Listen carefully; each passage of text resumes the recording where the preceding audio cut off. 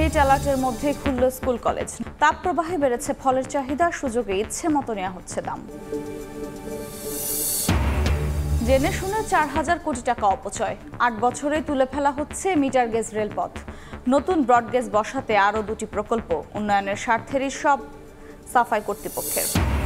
এবং বড় মৌসুমের ধান ঘরে তুলতে শুরু করেছে হাওরবাসী। 9 লাখ মেট্রিক টনেরও বেশি চাল যোগান দেওয়ার আশা। ঝুঁকি এড়াতে হবিগঞ্জে আগে ভাগেই ধান কাটছেন কৃষক।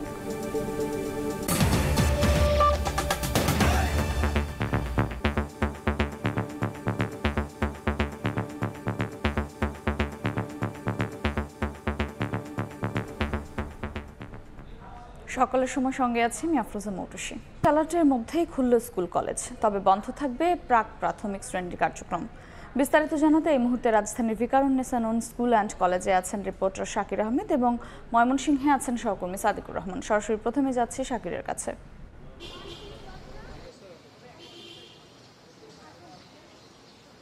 সারা দেশ জুড়ে মাঝারি থেকে তীব্র ধরনের তাপ প্রবাহের কারণে সারা দেশব্যাপী যে হিট অ্যালার্ট চলছে সেটির মধ্যেই কিন্তু প্রায় 1 মাস পর আজ প্রাথমিক এবং মাধ্যমিক স্কুল সেটি কিন্তু ইতোমধ্যেই খুলেছে এবং অনেক স্কুলেই তাদের যে প্রথম শিফট সেটির ক্লাস শুরু হয়েছে।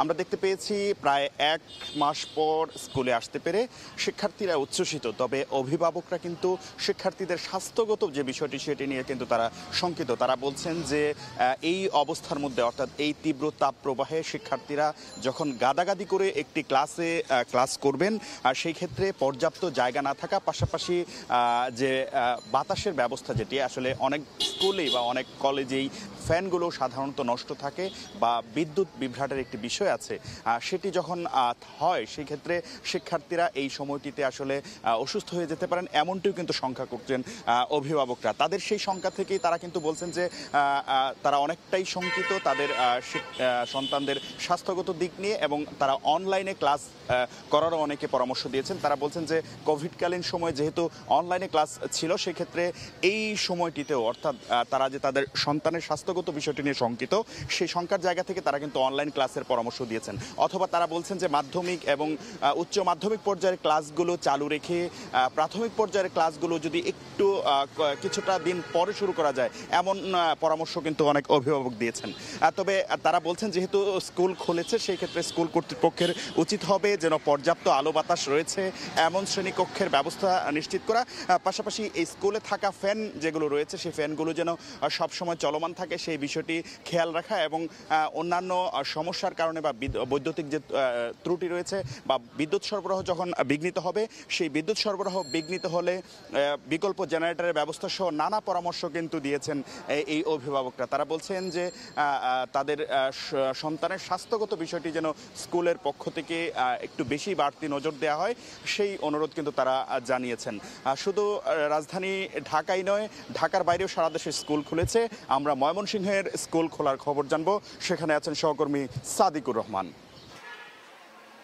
গত 20 এপ্রিল থেকে তীব্র তাপদাহের কারণে যে সারা দেশে শিক্ষা প্রতিষ্ঠান বন্ধ ছিল, সেটা 1 সপ্তাহ পর কিন্তু এখন আবার শিক্ষা প্রতিষ্ঠান খুলেছে। এবং আজকে ময়মনসিংহের যে আমি এখন একটি স্কুলে আছি, এই স্কুলে আমি দেখতে পাচ্ছি যে প্রোগ্রেসিভ স্কুল, এখানে শিক্ষার্থীরা সকালে 7:30টায় ক্লাস শুরু হয়েছে। 7:30টা থেকে তাদের যে শিক্ষা কার্যক্রম শুরু হয়েছে। এখানে আমরা দেখেছি যে এখানে শারীরিক কসরত যে বিষয়টা, অ্যাসেম্বলি, সেটা কিন্তু এখানে হয়নি। অর্থাৎ শ্রেণীকক্ষের বাইরের যে কার্যক্রম এগুলি সব বন্ধ রেখে শুধুমাত্র ক্লাস শ্রেণীকক্ষে পাঠদান চলছে। এবং এইখানে কিছু আমরা যারা শুনেছি যে যারা অভিভাবক আছেন তাদের কিছু মতামত রয়েছে যে এই তীব্র তাপদাহের মধ্যেই যে শিক্ষা কার্যক্রম শুরু করেছে, এটাতে আসলে তাদের যে মতামত যে শিক্ষার্থীদের ইউনিফর্ম, অর্থাৎ যেই পোশাক আছে ড্রেস কোড, সেক্ষেত্রে শিথিল আনার বিষয়ে তারা বলেছেন যেন তাদেরকে কেটস না পরে স্যান্ডেল পরে আসতে পারে, এবং পাশাপাশি যে ইউনিফর্মের ক্ষেত্রে যেই নিয়মকানুন আছে সেটা শিথিলের বিষয়ে তারা বলছেন। এবং আমরা শুনেছি যে আসলে বলা হচ্ছে কেউ কোনো শিক্ষার্থীর অভিভাবকরা বলছেন যে যেন অনলাইনে যেই করোনার সময় ক্লাস নেওয়া হয়েছিল, এই কিছুদিন অনলাইনে ক্লাস নেওয়ার মতামত দিয়েছেন। আবার অনেক অভিভাবক আসলে বলেছেন যে আসলে যদি শিক্ষা কার্যক্রম আরও 1 সপ্তাহ পরে চালু হতো তাহলে আরও ভালো হতো। এইরকম আসলে নানা প্রতিক্রিয়া আসছে, নানা মতামত আসছে। তো আমরা যারা আছেন শিক্ষক তাদের কাছে আমরা জানতে চেয়েছি, তারা বললেন যে আসলে শিক্ষার্থীদের ক্ষতি হয় এবং সূর্যের আলোতে গিয়ে কোনো কার্যক্রম থাকলে সেগুলো তারা বন্ধ রেখেছেন। তারা শুধুমাত্র আসলে দীর্ঘদিন পাঠদান থেকে যদি বন্ধ থাকে, দূরে থাকা হয়, সেই ক্ষেত্রে আসলে শিক্ষার্থীদের জন্য এটা ক্ষতিকর। সে বিষয়টা বিবেচনা নিয়ে আসলে তারাও বলছেন শিক্ষকরা যেন নিয়ম মেনে ক্লাস করা হয় এবং তারা দেখবেন যে আসলে যদি শিক্ষার্থীরা অসুস্থ হয়ে যায় সেই ক্ষেত্রে তারা ব্যবস্থা নেবেন সেই অনুযায়ী। তবে ক্লাস আজকে থেকে শুরু হয়েছে এবং সুন্দরভাবে চলছে। এই ক্ষেত্রে কাউকে অসুস্থ হওয়া বা কোনো কিছু দেখিনি এই পর্যন্ত। এই ছিল সবশেষ। সরাসরি যুক্ত ছিলাম ময়মনসিংহ রাজধানীর ভিকারুন্নেসা নূন স্কুল অ্যান্ড কলেজের সামনে থেকে। তীব্র তাপপ্রবাহের পর সিলেটে স্বস্তির বৃষ্টি হয়েছে। শনিবার রাতে হঠাৎ আকাশ মেঘাচ্ছন্ন হয়ে বৃষ্টি নামে। ঝোড়ো হওয়ার সঙ্গে মুষলধারায় বৃষ্টি জনজীবনে এনে দেয় স্বস্তি। দিনভর প্রচণ্ড গরমের অস্বস্তি নিমিষেই রূপ নেয় প্রশান্তিতে। শুক্রবার রাতেও অঝরে বৃষ্টি হয়। সিলেট আবহাওয়া অফিস জানায় গত 24 ঘন্টায় 84.4 মিলিমিটার বৃষ্টিপাত হয়েছে।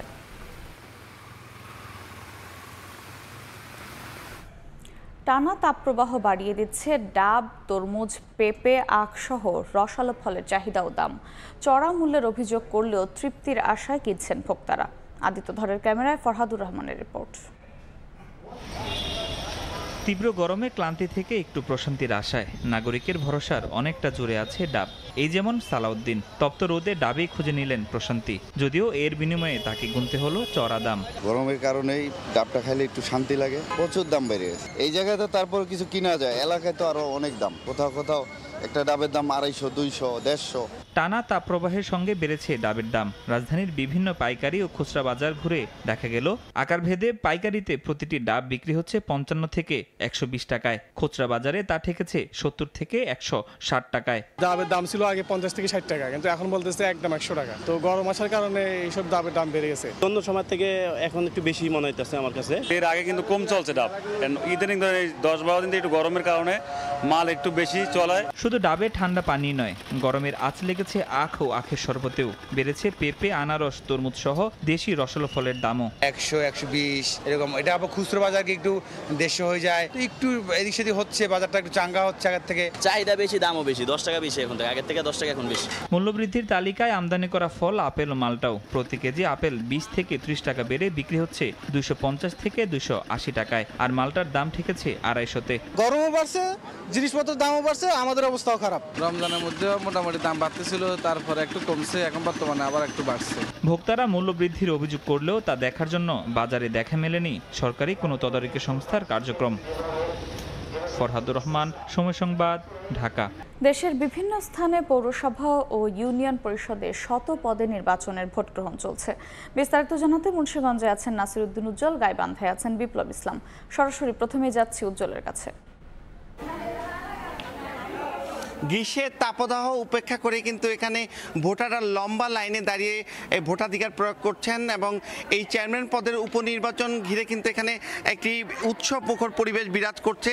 এই নির্বাচনে চেয়ারম্যান হওয়ার জন্য কিন্তু 6 জন প্রার্থী ভোটের লড়াইয়ে অবতীর্ণ হয়েছেন। তবে এখানকার স্থানীয়রা বলছেন যে এই মূল লড়াই কিন্তু যে প্রয়াত চেয়ারম্যান কাদির হালদারের ছেলে দুলাল হালদার, তিনি যে আনারস প্রতীক নিয়ে লড়ছেন তার সঙ্গে, এবং এই ইউনিয়ন বিএনপি যে সাধারণ সম্পাদক মঞ্জুর শেখ ফারুক, তিনি মোটরসাইকেল নিয়ে লড়ছেন। এই দুজনের মধ্যে কিন্তু মূল লড়াইটি হওয়ার সম্ভাবনা রয়েছে এবং এই 9টি কেন্দ্রেই কিন্তু ভোটারদের লাইন এবং বিশেষ করে নারী ভোটারদের লাইনটি কিন্তু বেশি লম্বা দেখা যাচ্ছে এবং তারা কিন্তু এই 8টায় ভোট শুরু হয়েছে তার আগে থেকেই অপেক্ষা করছিলেন এবং এখানে কিন্তু 14,939 ভোটার, এবং আশা করছেন স্থানীয়রা যে এখানে ভোটার উপস্থিতি বাড়বে এবং তাপদাহ থাকবার কারণে কিছু চ্যালেঞ্জ রয়েছে। এছাড়া কিন্তু এখানে হাড্ডাহাড্ডি লড়াইয়ের কারণে যেই পরিবেশটি বিরাজ করছে, তারা বলছেন যে যে কোনো পরিস্থিতি মোকাবেলার জন্য কিন্তু এখানে 1 প্লাটুন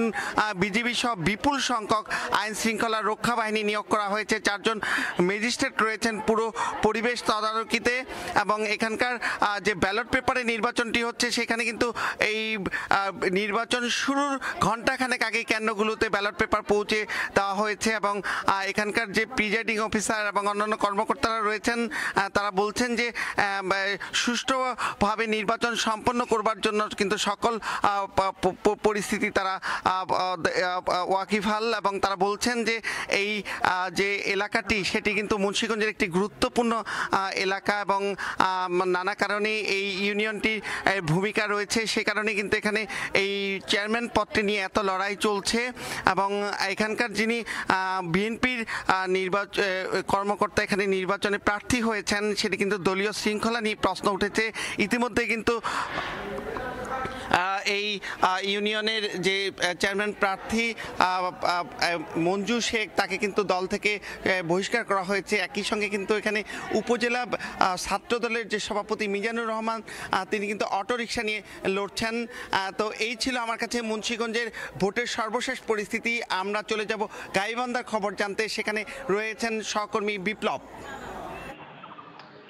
গাইবান্ধা পৌরসভার সাধারণ মহিলা সদস্য পদে এবং সদর উপজেলার খোলাহাটি ইউনিয়ন পরিষদের ২ নং ওয়ার্ডের সাধারণ সদস্য পদে ভোট গ্রহণ কিন্তু কিছুক্ষণ আগে শুরু হয়েছে। পৌরসভার সাধারণ সদস্য পদের 10টি কেন্দ্রে কিন্তু একযোগে ইভিএম মেশিনের মাধ্যমে এবং খোলাহাটি ইউনিয়নের সাধারণ সদস্য পদে একটি ওয়ার্ডের সাধারণ সদস্য পদে ব্যালটের মাধ্যমে ভোট গ্রহণ শুরু হয়েছে। আমরা কিন্তু দেখেছি যে নির্বাচনের যে সামগ্রিক প্রস্তুতি এটি কিন্তু সম্পূর্ণ করে নির্বাচন কমিশন ভোট গ্রহণের সম্পূর্ণ প্রস্তুতি সম্পন্ন করেছেন। তবে এখনো ভোটারদের তেমন উপস্থিতি আমরা কেন্দ্রগুলোতে লক্ষ্য করছি না। এবং আমি আছি গাইবান্ধা সরকারি উচ্চ বালক বিদ্যালয় কেন্দ্রে। এই কেন্দ্রে কিন্তু আমরা দেখেছি যে প্রত্যেকটি কক্ষের যে ইভিএম মেশিন আছে সেগুলিতে কিন্তু 2-1 ভোটার আসলেও তারা ভোট দিতে পারছেন না, কেননা প্রত্যেকটি মেশিনেই কিন্তু 8টা 10 থেকে 20 ভোট কাউন্টিং এর সময় দেখানো হচ্ছে, যে কারণে ভোটাররা কিন্তু ভোট দিতে পারছেন না। তারা নির্বাচন সংশ্লিষ্টরা যারা বলছেন যে কিছুক্ষণের মধ্যে তাদের আপডেটিং সময় হবে, তখন হয়তোবা এই সমস্যাটি থাকবে না। এই ছিল গাইবান্ধার ভোট গ্রহণের সর্বশেষ খবর। সরাসরি যুক্ত ছিলাম গাইবান্ধা ও মুন্সিগঞ্জে। বাম্পার ফলনের আশায় বছরের একমাত্র ফসল বোরো মৌসুমের ধান ঘরে তুলতে শুরু করেছে সুনামগঞ্জবাসী। আবহাওয়া এবং সরকারের পরিকল্পনা কৃষকের অনুকূলে থাকায় এবছর 9 লাখ মেট্রিক টনেরও বেশি চাল হাওরবাসী যোগান দেবে বলে আশা করছেন সংশ্লিষ্টরা। হেমাদ্রি শেখর ভদ্রকে সঙ্গে নিয়ে বিস্তারিত ইকরামুল কবিরের রিপোর্টে ছবি তুলেছেন নৌশাদ আহমেদ চৌধুরী। আগেরবার পাইছি আমরা 5 কাঠা, এবারে পাইছি 20 কাঠা। আর সুন্দর করে আমরা ধানটা তুলতেও পারছি। সুনামগঞ্জের হাওর পাড়ের এই নারীর মতো ফসল তোলার আনন্দ সবার ঘরে ঘরে। সব কিছু অনুকূলে থাকায় বছরের একমাত্র ফসল বোরো মৌসুমের ধানের ফলনও হয়েছে ভালো। তাই শতভাগ ধান গোলায় তোলার কাজে লেগে গেছেন পরিবারের সদস্যরা। এই বছর আল্লাহর হুকুমে 100% ধান হইব আল্লাহর হুকুম। এখনো তোলা হয় নাই, কাটা হইতেছে। বাম্পার ফলন হয়েছে, অন্য বছর থেকে আমরা দ্বিগুণ ধান পাইছি, আমরা খুব খুশি। এই বছরে আমাদের ফসল খুব ভালো হয়েছে। এই ধান রোপণ শুরু কার্তিক মাসে আর ধান কাটা চলে বৈশাখ জ্যৈষ্ঠ মাস পর্যন্ত। জেলায় এবার 2,23,245 হেক্টর জমিতে ধানের আবাদ করা হয়েছে। রোপণ থেকে ধান পাকা পর্যন্ত আবহাওয়া অনুকূলে থাকায় বাম্পার ফলনের আশায় সুনামগঞ্জবাসী। সুনামগঞ্জ 3 আসনের সংসদ সদস্য ও সাবেক পরিকল্পনা মন্ত্রী মনে করেন, প্রধানমন্ত্রী শেখ হাসিনার নেতৃত্বে সরকারি প্রতিষ্ঠানগুলোর কার্য পরিকল্পনার সুফল পাচ্ছে হাওরবাসী। ঠিক সময়ে বৃষ্টি, ঠিক সময়ে রোদ এবং শিলাবৃষ্টিও আঘাত করে নিয়ে মাঝ ছিটেফোঁটা 2 জায়গায় হয়েছিল। পানি ছিল যথেষ্ট এবং এখন পর্যন্ত প্রায় 40% মতো কাটা হয়ে গেছে আজকে পর্যন্ত আমার যতদূর খবর। ফসলের হার উৎপাদন অনেক বেশি।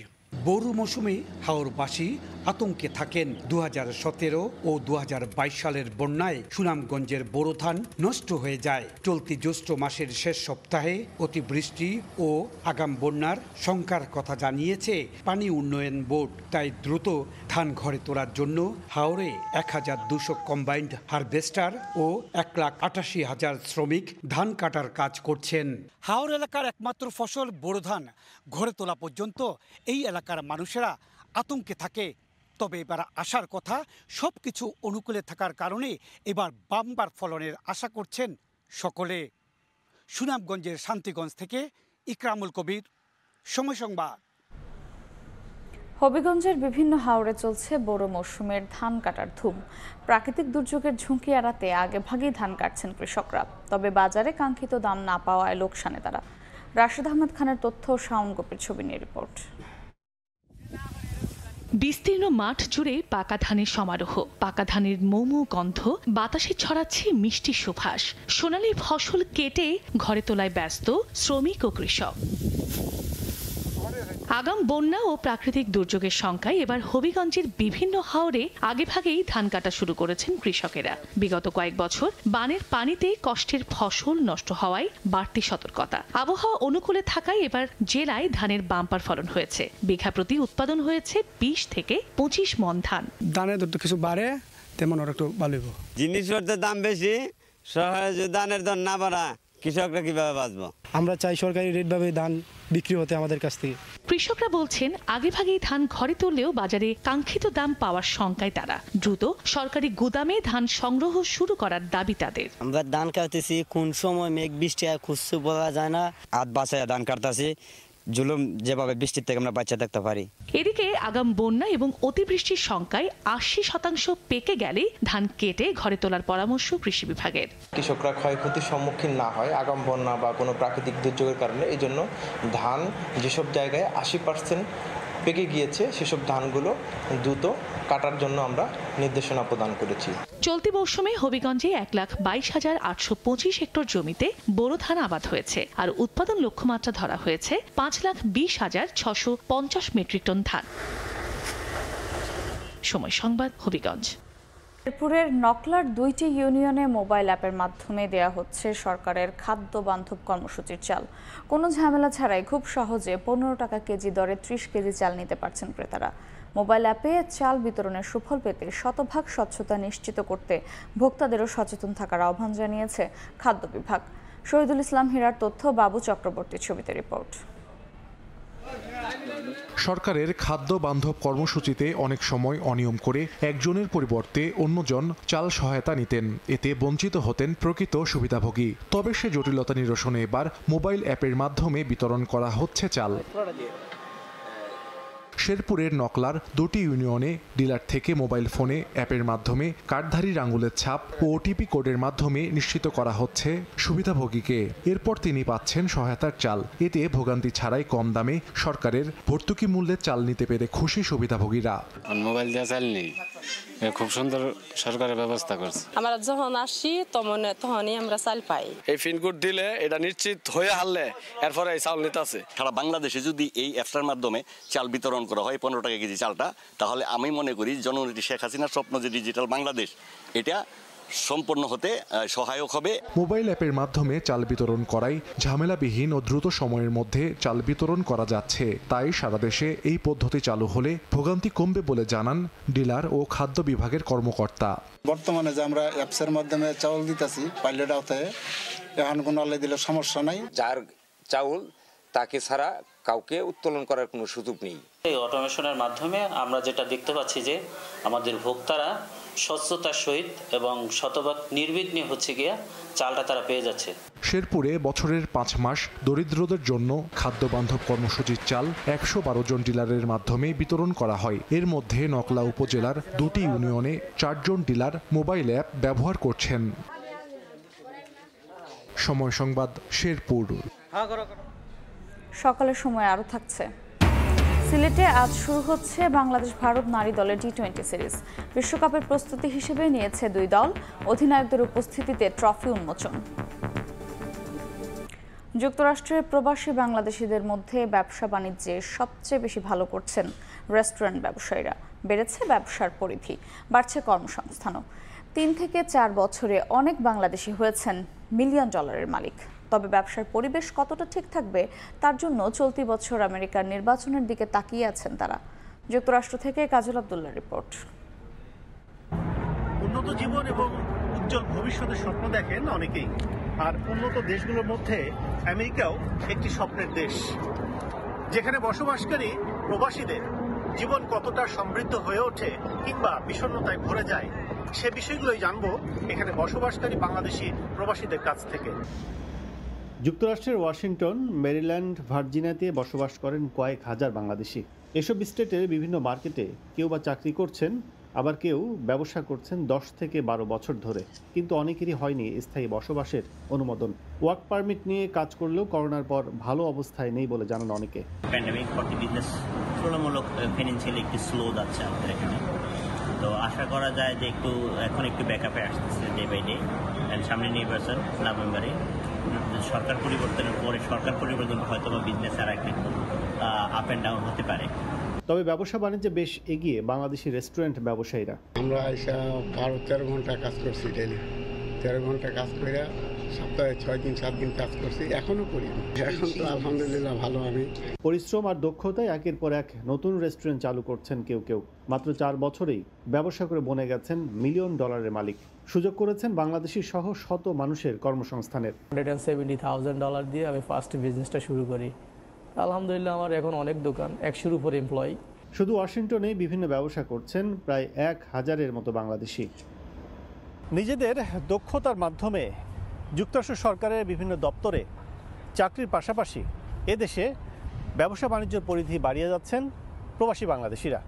তবে চলতি বছর শেষে যে নির্বাচন, সেখানে ডেমোক্রেট না রিপাবলিকানদের জয় হবে, তার উপর অনেকটা নির্ভর করছে কতটা সহজভাবে বাংলাদেশিরা এদেশে ব্যবসা বাণিজ্য করতে পারবেন। যুক্তরাষ্ট্র ওয়াশিংটন থেকে কাজল আব্দুল্লাহ, সময় সংবাদ। দেখছেন সকালের সময়। খেলার খবর। 5 ম্যাচ সিরিজের প্রথম টি-20তে আজ ভারতের মুখোমুখি হবে বাংলাদেশ নারী ক্রিকেট দল। সিরিজটা বিশ্বকাপের প্রস্তুতি হিসেবে নিয়েছে বাংলাদেশ। সেরা ক্রিকেট খেলে ট্রফি নিজেদের ঘরে রাখতে চায় টাইগ্রেসরা, জানিয়েছেন অধিনায়ক নিগার সুলতানা জ্যোতি। র্যাঙ্কিংয়ে এগিয়ে থাকলেও স্বাগতিকদের হালকাভাবে নিচ্ছেন না ভারত অধিনায়ক হারমানপ্রীত কৌর। সিলেট আন্তর্জাতিক স্টেডিয়ামে ম্যাচটি মাঠে গড়াবে বিকেল 4টায়।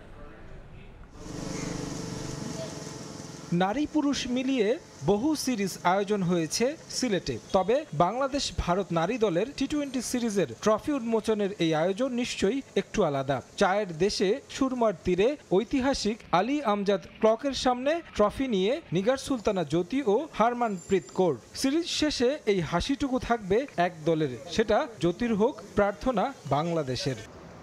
ক্রিকেট বিশ্বে নতুন রাইভেলরি বাংলাদেশ ভারত লড়াই, নারী কিংবা পুরুষ যেখানে মুখোমুখি হয় দুই দল, ছড়ায় বাড়তি উন্মাদনা। ভারতের গেল বাংলাদেশ সফরে মাঠের খেলা ছাপিয়ে উত্তাপ ছড়িয়েছে কথার লড়াইয়ে, তাই এ সিরিজটা রূপ নিয়েছে প্রতিশোধের মঞ্চ হিসেবে। হাড্ডাহাড্ডি লড়াইয়ের আভাস তো রয়েছেই। মূল লড়াইয়ে নামার আগে নিজেদের ভুল শুধরে নেয়ার কাজটা করে নিয়েছেন জ্যোতি পিঙ্কিরা। প্রখর রোদের মাঝেই সম্পন্ন করেছেন প্রস্তুতি। স্বাগতিক সুবিধা কাজে লাগাতে চায় বাংলাদেশ। যখনই কোনো ক্যাম্প হয় বা কোনো টুর্নামেন্ট হয় আমরা এখানেই খেলি। সো সিলেট বরাবরই আমাদের পছন্দের জায়গা। ম্যাচ হারা যেতে নিয়ে আমার কোনোদিন কোনো আক্ষেপ থাকে না, বাট আমাদের এখন এটাই লুকিং ফরওয়ার্ড যে আমরা যেন ইন্ডিয়ার এগেনস্টে যেন আমরা আমাদের ক্যাপাসিটি অনুযায়ী বেটার ক্রিকেট খেলতে পারি। এবছর সেপ্টেম্বর অক্টোবরে বাংলাদেশে বসবে নারী টি-20 বিশ্বকাপের নবম আসর। সংক্ষিপ্ত সংস্করণের বিশ্বকাপের প্রস্তুতির অংশ হিসেবে ভারতের বিপক্ষে সিরিজটা গুরুত্বের সঙ্গে দেখছে বাংলাদেশ। অতিরিক্ত গরমের সঙ্গে মানিয়ে নিতে হয়েছে অনুশীলন। বাংলাদেশ অধিনায়কের চোখে কোনো প্রতিশোধ নয়, বরং ভালো ক্রিকেট খেলাই লক্ষ্য। ফার্স্ট অনেক কিছু হয়ে গেছে, যেটা হোয়াটএভার হ্যাপেন ওটা তারা প্রশ্ন ধরে বসে নাই, বাট গুড টু হিয়ার যে তারা বলতেছে যে আমরা আগে থেকে অনেক ম্যাচের টিম, দ্যাট মিনস তারা আমাদেরকে লাইটলি নেয় নাই অবশ্যই। সো ফার আমি যেটা চিন্তা করছি যে অপরচুনিটিসের দিকে দেখতেছি, কারণ ইন্ডিয়া একটা ভালো টিম এবং তারা কিন্তু ফুল প্যাকেজে এবার এসেছে। তৃতীয়বারের মতো টি-20 সিরিজ খেলতে বাংলাদেশে এসেছে ভারত। সবগুলো সিরিজই জিতেছে সফরকারীরা। বাংলাদেশে বিশ্বকাপ হওয়ায় ভারতও সিরিয়াস সিরিজ নিয়ে। বিশ্বকাপ দল নিয়ে বাংলাদেশে তারা। Ideal situation for us to get used to, and Bangladesh team is a very good team and they have improved over the years. ভারতের বিপক্ষে মুখোমুখি 17 দেখায় মাত্র 3টিতে জিতেছে বাংলাদেশ নারী ক্রিকেট দল। তারেক হাসান শিমুল, সময় সংবাদ।